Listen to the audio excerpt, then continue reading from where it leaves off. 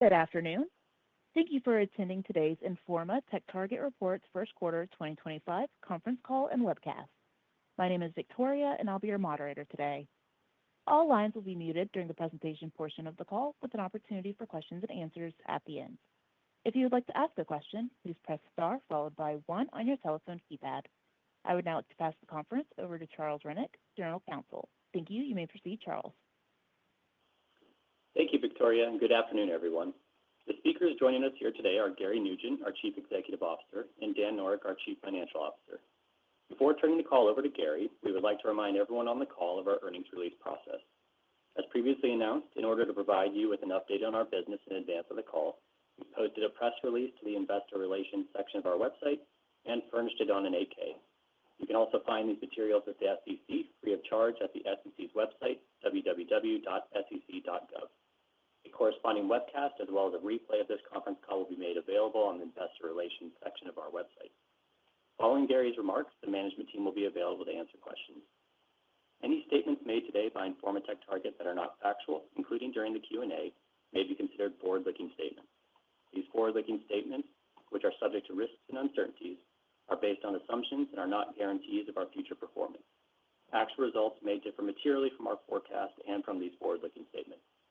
Forward-looking statements involve a number of risks and uncertainties, including those discussed in the risk factor section of our most recent periodic report filed on Form 10-K. These statements speak only as of the date of this call, and Informa TechTarget undertakes no obligation to revise or update any forward-looking statements in order to reflect events that may arise after this conference call, except as required by law. Finally, we may also refer to certain financial measures not prepared in accordance with GAAP. A reconciliation of certain of these non-GAAP financial measures to the most comparable GAAP measures, to the extent available without unreasonable effort, accompanies our press release. And with that, I'll turn the call over to Gary. Thank you very much, Charles. And of course, welcome, and thank you all for joining the call today. As always, investing the time is very much appreciated. If I may, a few words of context or introduction. First and foremost, to be clear, what we're going to talk about today are preliminary Q1 2025 results. They are subject to final review by our independent registered accountants. The matter that's outstanding is the conclusion on impairment and the consequent income tax expenses associated. And therefore, what you will have seen in our release is effectively a range, a high and a low, as it's described, both on the subject of the impairment and the income tax expenses. It is our aim to file the Q1Q shortly after the July 4th holidays. And from there, we expect that our Q2Q will be filed on or before the 14th of August, which will put us back on schedule. In that Q2, as you'll have seen in the release, in those Q2 filing, we do anticipate recording a further non-cash goodwill impairment, which reflects the current depressed market capitalization of the business. If I can then just talk about the headlines of those preliminary results, I would describe, first of all, the first headline really is that the Q1 revenues were in line with our expectations in our previous guidance. On a combined company basis, revenues declined by 6% year on year. And as we've highlighted, we see improving momentum as we go through the second quarter to the end of the first half, and we're expecting a mid-single-digit decline at the half year. In those Q1 results, we posted an adjusted EBITDA of $3 million. The second highlight is that we were reaffirming our full-year guidance. Our full-year guidance being that revenues will be broadly flat on a year-on-year basis, on a combined company basis, and that we will post improving adjusted EBITDAs of $85 million plus. The third highlight I would describe as really a bit of an update on the combination program and the fact that we are combining at pace as we seek to lay the foundations for growth as we move forward in time for the future years. In particular, that those initial foundations focused on establishing leadership and reporting lines across the organization to ensure that we gave colleagues clarity early on, and establishing our new operating model as a business, And then from there, the next phase was really about us looking at the product strategy and the product roadmap and the product portfolio, and then simplifying our go-to-market structure and ensuring that we had clear market priorities and clear product priorities as we move forward. On that go-to-market structure and those priorities, we talk about our focus on our key client accounts and the investments that we've made to ensure that those customers are effectively addressed, and giving us the opportunity to uncover, identify, and address, and then deliver against new business opportunities, new growth opportunities within those customers, and improve the client experience. We also similarly talk about a market focus and a priority for us in addressing the cybersecurity sector. And then the last thing I would say about in terms of the headlines of the release is really about our confidence in the long term. We still believe that this is an incredibly attractive end market, the intersection of the technology sector and B2B marketing. It is a large $20 billion addressable market with many dynamics that we believe are favorable to our company, and in our ability to compete and win in that market through the breadth and the scale and the diversity that the combination affords us as we bring the companies together. And that has been no more so. I think that confidence has only been reinforced in the recent customer conversations that we've been having. In particular, over the last couple of weeks, we had the opportunity to host a number of our most valuable customers at Cannes in Nice. And similarly, we also hosted our ROI Summit with over 130 customers in London. And in all of those conversations, I was continue to be encouraged that what we are proposing is really leaning into the needs and the wants of our largest customers. We talked therefore about where we see the growth coming from, where we see that long-term growth coming from. First and foremost, in increasing our penetration of the enterprise IT market. And then beyond that, we talk about the lever that is international expansion and the fact that 40% of our addressable market sits outside of the United States. We talk about the industry vertical technology market, which is actually demonstrating robust health at the moment. These are technology markets that are specific to given industry verticals, whether that be automotive industry or the telecommunications industry or the financial services industry, etc. And then we talk about our ability to create new products and bring those to market. And then finally, the fifth growth lever, which is as cash builds and our strength builds, our ability to deploy capital to grow inorganically. We also talk about in the release AI as an opportunity. We believe that the phenomenon that is artificial intelligence is a huge opportunity for our business.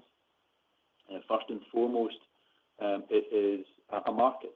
Our own Omdia analysts predict that the market for artificial intelligence products, services, tools, systems, however you would describe it, will be about a $190 billion market in and of itself by the end of 2028.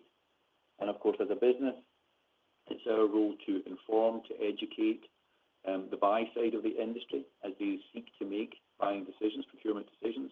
And of course, it's our role to then connect the sales side of the industry to those buyers. And that is the heart of our business, and therefore having a new, robust technology market is a fabulous opportunity for us. We also see a huge opportunity in terms of the nature of our business and what we do, and the use cases that exist for AI, both generative and agentic and other forms of it, lend themselves to our ability to improve our effectiveness and increase our efficiency, and to be able to then turn that into competitive advantage in the marketplace. And we are working diligently to do that. And we also believe that we can see ways in which actually through the application of AI to our existing products and to new products that we have in our roadmap, that we can make those products more competitive, more functional, more feature-rich, and more competitive. The last thing we talk about in the release is really, it's something which is, I think, is discussed regularly with our customers, with investors, and actually within the company as a whole. is the way in which AI is changing how the world discovers and consumes information, with a shift from the kind of traditional search to AI-enabled platforms. And we are strengthening our capabilities in artificial intelligence engine optimization. And actually, we're learning that much of the skills and the knowledge and the experience we have in search engine optimization are highly applicable there. We will, of course, continue to invest in those search engine optimization skills because we believe that they are still very relevant moving forward. But also, a key point that we wanted to make clear is that we also continue to invest in the many other audience development and engagement strategies that we have at our disposal as a business. For example, the industry dive outbound newsletter model, the BrightTalk and NetLine partnership models that exist, and of course, the access to the rich first-party data from Informa PLC and the events businesses, which we believe underlines the strength and diversity in our approach to building and nurturing audiences and then creating that permissioned first-party data, which underpins all of our products and services. I think I'll pause there and see if there are any questions or comments.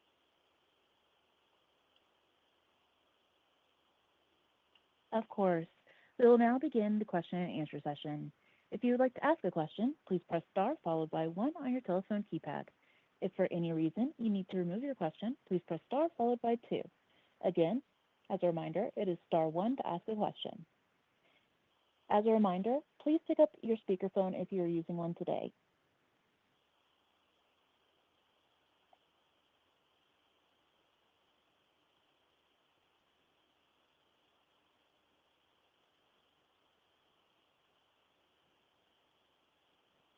Our first question comes from the line of Joshua Riley with Needham and Company.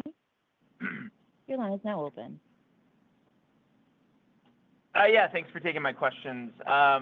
Maybe just starting off here, what gives you confidence in the guidance being unchanged from the prior call that you can improve revenue sequentially in the second half of the year to hit the full year implied revenue guidance of roughly unchanged revenue? And how much of an improvement in the overall market demand has to occur to hit these numbers versus any operational factors that we should be aware of?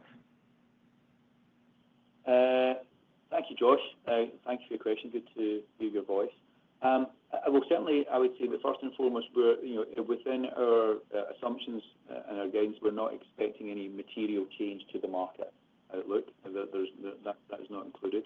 Most of what gives us the confidence is the operational improvements that we are making, and obviously the conversations that we're having with our customers in terms of their demands and their intentions.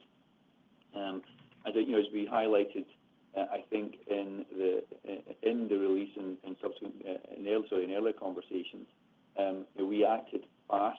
And we've been executing the combination at pace, and we recognize that there was some disruption, particularly in December and January and maybe early February, and that contributed to the start of the year.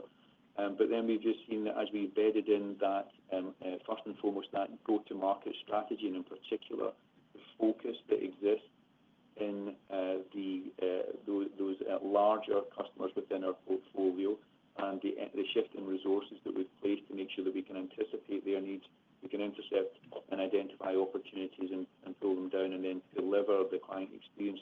And what that's delivering for the business is giving us confidence, and that's one of the market factors. One of the product factors that we mentioned in the previous call is that we talked about the fact that we have been repositioning the NetLine product to address the more cost-conscious volume end of the demand market, and we're seeing really encouraging results from that as well. And then just generally, as the organization beds down and we get into our stride, we're seeing revenue pacing and bookings and the profile of demand from our customers picking up. Got it. That's helpful. And then as you look at the Informa tech assets, maybe you just hit on NetLine here for a second, but maybe dive into that a bit more. What, if any, changes are you making to either the go-to-market product or business structures that we should be aware of now that you kind of have the combined company operating as one? Well, I think if we talk a little bit about on the product, let me talk about on the product front. I mentioned earlier on that we had been moving at pace in terms of the product strategy, the product roadmap, and part of that effort was a rationalization of the portfolio of products and services. We started early with our intelligence and advisory products and services, and you will recall that as part of that effort, we have been consolidating what was the Canalys, Wards, and ESG products and services underneath the Omdia brand, and therefore within the Omdia portfolio. And we're largely completed that exercise, which creates a much tighter portfolio of products and services for the marketplace, one that I think has much greater product market fit, easier to market, easier to sell, easier for our customers to buy, and that's certainly an effort that is largely complete. On the brand and content and intent and demand space, we have a similar exercise which is underway. It's not quite as progressed, but it has good. It's well underway and it's got good momentum, and you'll see similar there. And then, as I mentioned, on the market side of the equation, actually, if I may finish on the product side, there's one other point. Of course, the other thing that we've been looking to do is how do we readily cross-sell all of these capabilities to address the needs of our customers across their product lifecycle. So whilst each and every one of these individual portfolios of products need to stand up on their own 2 feet, the real power comes from our ability to address our customer needs at scale across their lifecycle. And therefore, the next effort really is about how do we then sell them together? How do we position them together? How do we sell them together? And importantly, how do we then deliver them together in an experience that is seamless to the customer? And so that's the last thing I would say maybe about products and services. And then on the market front, I think I've already mentioned that really. We've said many times that about half of the addressable market, half of the $20 billion addressable market, really sits within the top 200 customers within the marketplace, clients within the marketplace. And therefore, the emphasis that we are placing on serving them, both in terms of our resources deployed, but also in terms of the roadmap of our products and services and their needs and requirements, is a key part of the strategy. Got it. That's very helpful. And maybe just one last question from me. You highlighted cybersecurity as a key market for you guys that you're doubling down on. What does that mean exactly, and how do you actually increase your market share in that end market? Yeah, absolutely. Obviously, the cybersecurity market, in other words, the array of new and innovative, large and small cybersecurity vendors is an excellent market opportunity for us. At the enterprise level, at the government level, on the buy side, we see no shortage of demand or interest in cybersecurity products and services. I think it's top of mind of almost every board. It's top of mind of almost every government. How do we secure our data? How do we secure our people? How do we secure?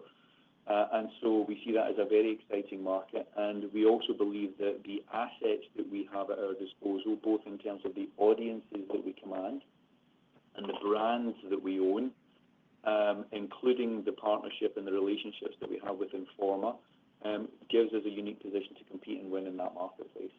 And so it really is about assembling those assets in a way that we can go to the cybersecurity vendor community and help them accelerate growth in a very exciting market. Got it. Thanks, guys. Thank you for your question. Our next question comes from the line of Eric Martinuzzi with Lake Street. Your line is now open. Curious to know if you've seen a response from your shift in focus in the go-to-market strategy towards the large customer accounts. In other words, since the start of the year, since you've been focusing in a more concentrated manner on large customer accounts, has there been an incremental lift in the pipeline from those accounts? Hi, Eric. Thank you. I think, the short answer to that question is yes, I'm very encouraged with the response we've had to that, both in terms of results year to date, but more importantly, as we look forward. We see, I've talked about addressing the needs of our customers across their product lifecycle and across their organization. And actually, within these large accounts, there are many profit pools and budgets for us to address with the products and services that we have as a company. Most of these companies, the beginning of their product lifecycle is within their product business unit and product management and product marketing, and the way in which they are looking for us to help them shape their inform and shape their product strategies, their product roadmaps, their market strategies, et cetera, and there are budgets associated with that activity. We then invariably get to the stage where they're looking to release product, either it's a new product or it's a significant enhancement to an existing product. They're then looking to raise awareness for their brand, establish thought leadership in the marketplace. That's usually brand management, it's product management, and there are different budgets associated with that.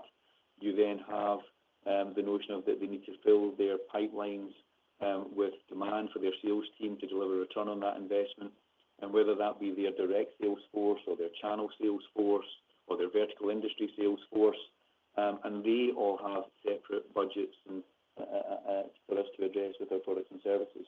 And so what you can really see is that they have needs across this product life cycle. There are different budgets across that product life cycle.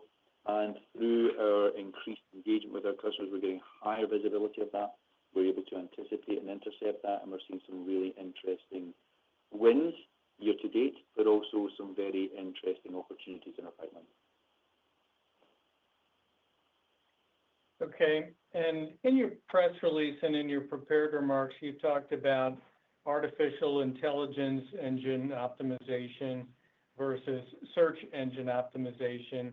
TechTarget has always had a terrific footprint relationship with the Google.com search results.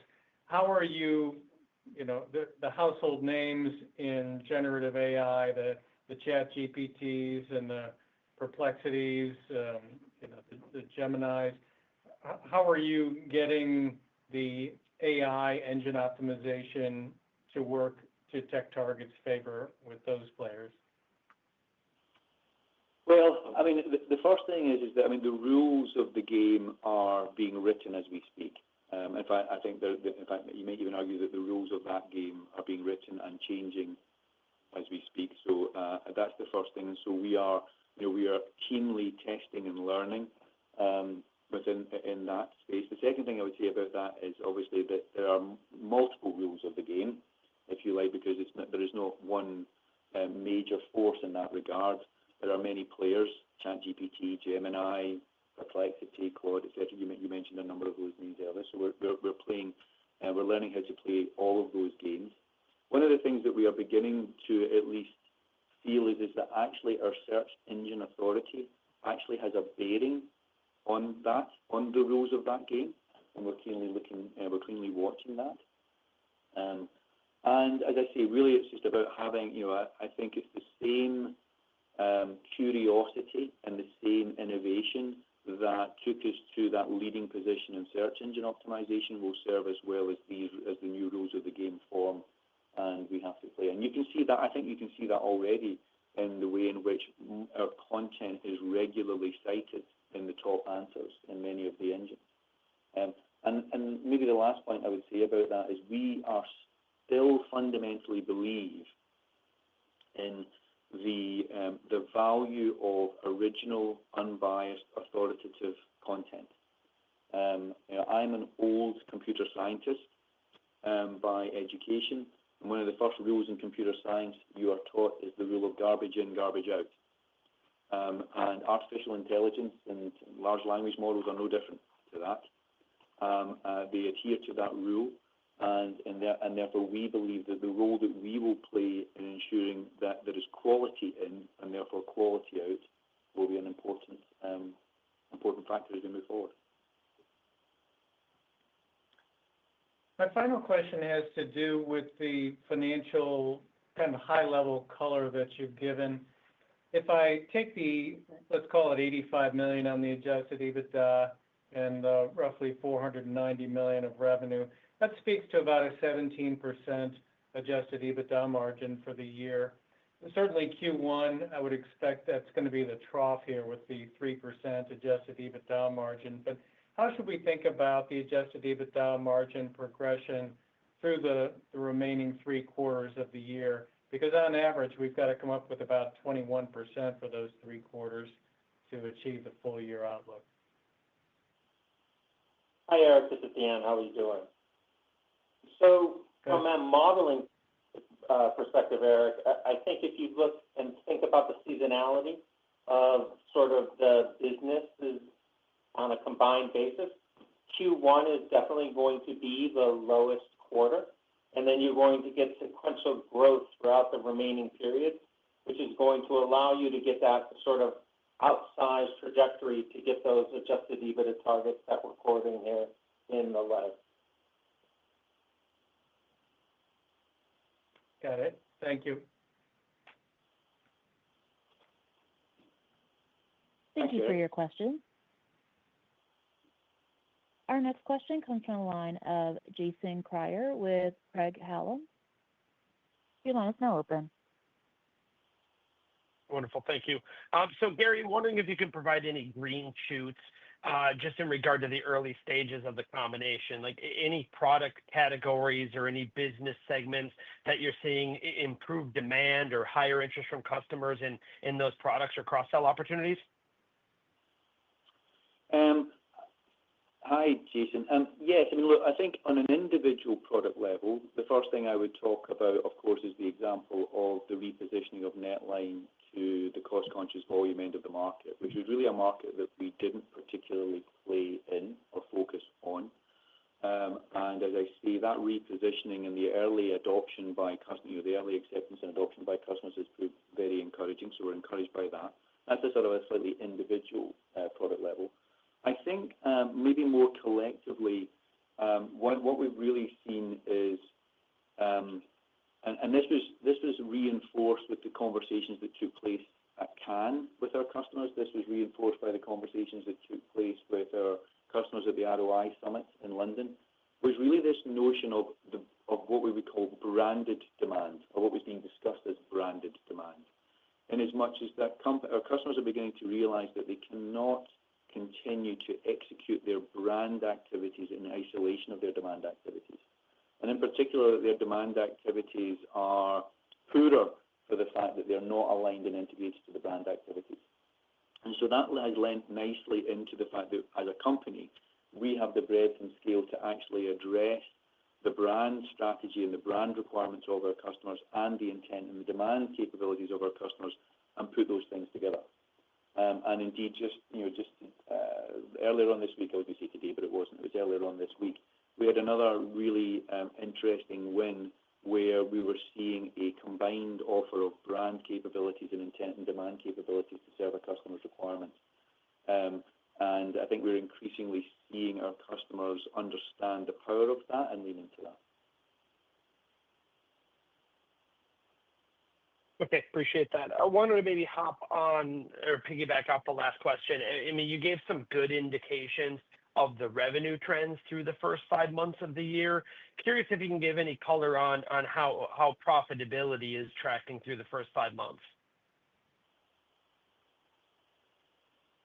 Yeah, so Jason, we haven't given any specific guidance, but if you think about how the business has sort of trended historically, with revenue growth comes high incremental margins. I think we would see that sequentially from Q1 to Q2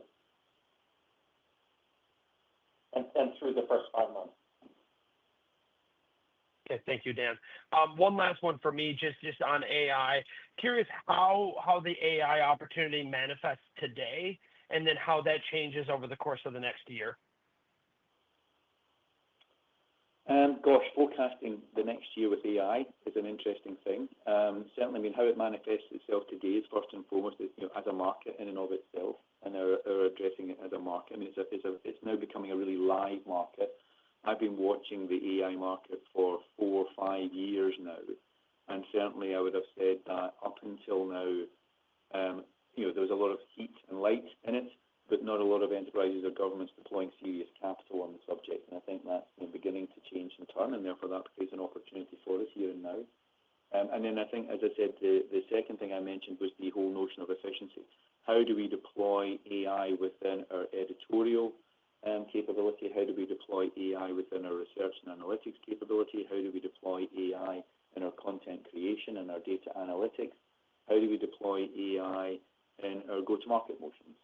And we actually, there are many use cases across the business of us experimenting and deploying AI in the business. There are many cases actually within the business where that is now in production and having an operational impact in the business. And as I said earlier on, I would say that most of the early AI, generative and agentic AI use cases lend themselves incredibly well to the nature of our business in terms of what we do and how we do it. Got it. Thank you, guys. Thank you for your questions. That'll conclude today's call. Thank you for your participation and enjoy the rest of your day. Thank you, Victoria. Thank you all.